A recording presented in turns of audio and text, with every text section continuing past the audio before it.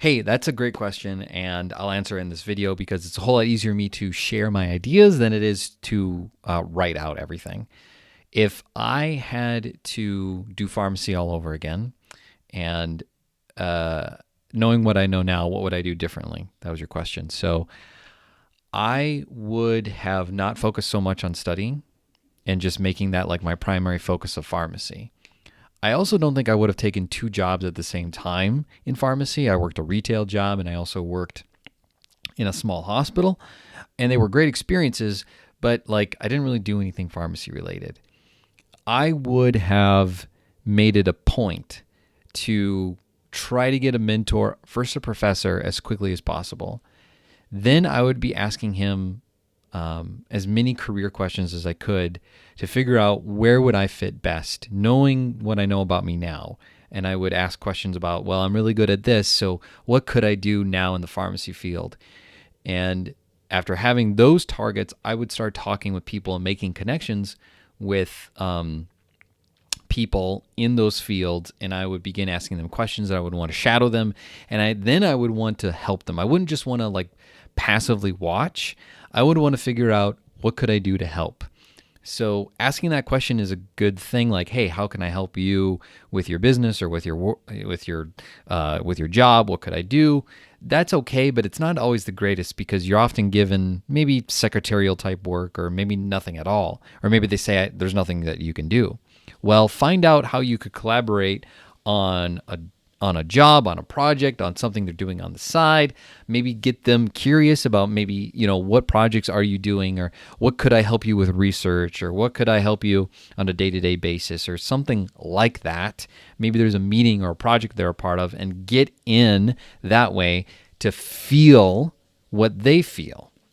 Because if there's one thing that I wish I did was feel the way a clinician feels. Feel that workload, that burden, that the worry, the anxiety, the every emotion and joy too that someone feels when they're working on something. Because when you do that, it becomes a part of you and you kind of internalize and say, this is what I'm doing.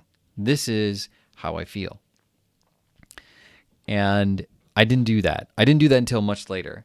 I decided like third year pharmacy school, I'm going to be a academic. And it made me panic because it made me think, okay, that I need to get a residency because they're probably not going to hire me. That's the way I thought back then. And so I did every teaching opportunity I could. I taught nurses, PAs, NPs. I've taught students in all of those different sectors. And I got super involved. And I tried to show residency directors, hey, I'm going to be a teacher. This is what I do. This is what I'm great at. And unfortunately, it was too late. I didn't have too many residency directors that were interested in me because I wasn't involved early on in this process.